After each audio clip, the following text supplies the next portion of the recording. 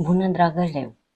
Luna octombrie pentru tine vine cu foarte multă confuzie, cu foarte multă incertitudine, deoarece ai parte de anumite schimbări foarte majore în viața ta și asta te va face puțin confuz.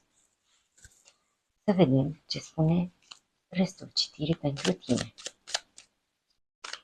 Ceva se schimbă pentru tine începând cu luna octombrie. Leu, luna octombrie. Dragul meu leu, luna octombrie vine către tine cu o ofertă, puțin cam lent, dar este una stabilă, indiferent că este vorba despre planul financiar sau despre o nouă ofertă în dragoste. Cred că ai așteptat tare mult această ofertă.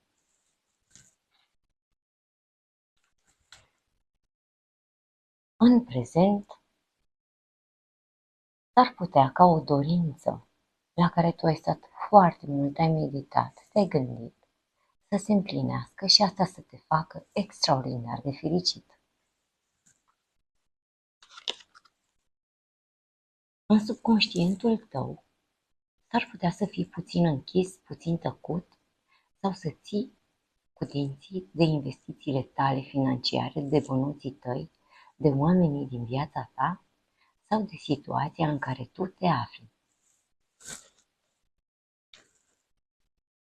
În subconștientul tău îți dorești un nou început în care tu să fii victorios. Sau îți dorești să afli un adevăr anume.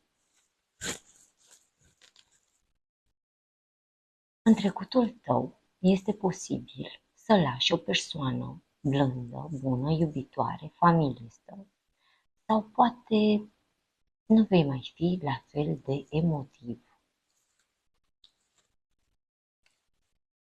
Deoarece cred că în viitorul apropiat vei schimba puțin placa, vei spune adevărul tău, poate îți vei impune anumite limite și vei deveni mai rigid un pic, dar la fel de sincer. Sau poate ai de-a face cu astfel de energie sau cu instituția statului.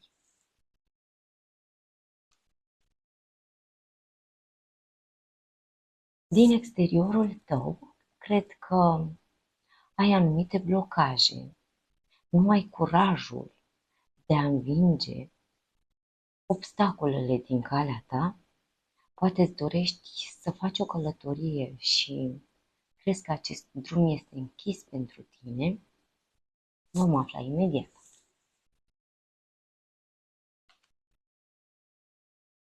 Tu îți dorești un nou început în care să nu mai stai să te gândești la absolut nimic, în care efectiv să te aventurezi și să profiți de fiecare clipă.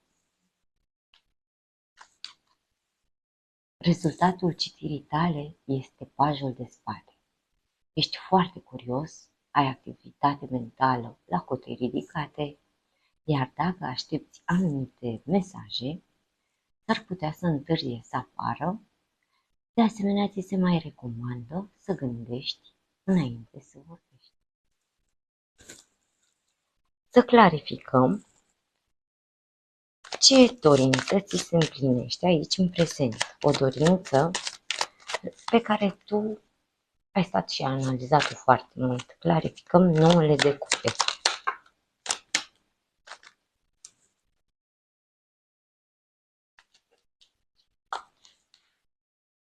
Cred că vine către tine o ofertă pasională pentru o relație de lungă durată, poate chiar și o căsnicie.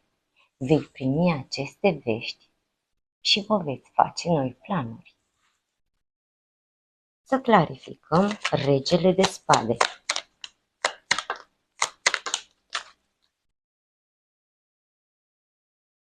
S-ar putea să te simți sau să te fi simțit trădat la pământ. Poate ai simți nevoia să stai mai mult singur, deoarece această ofertă pe care tu ai așteptat-o de stabilitate a venit foarte greu în viața ta.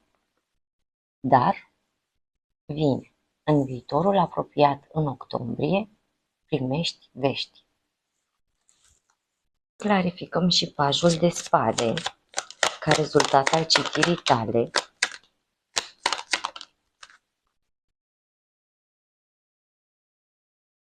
S-ar putea să fie vorba despre jobul tău, să alegi să lucrezi în echipă sau s-ar putea să fie vorba despre un trio. Vom vedea imediat.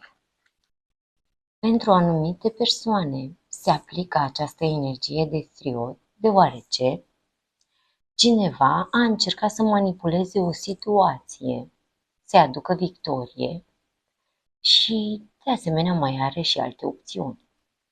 Iar dacă este vorba despre jobul dumneavoastră, ei bine, cred că ați avut din ce alege și până la urmă vă găsiți curajul necesar, curajul acesta care era blocat, de a merge mai departe și de a fi victorios, de a învinge toate obstacolele.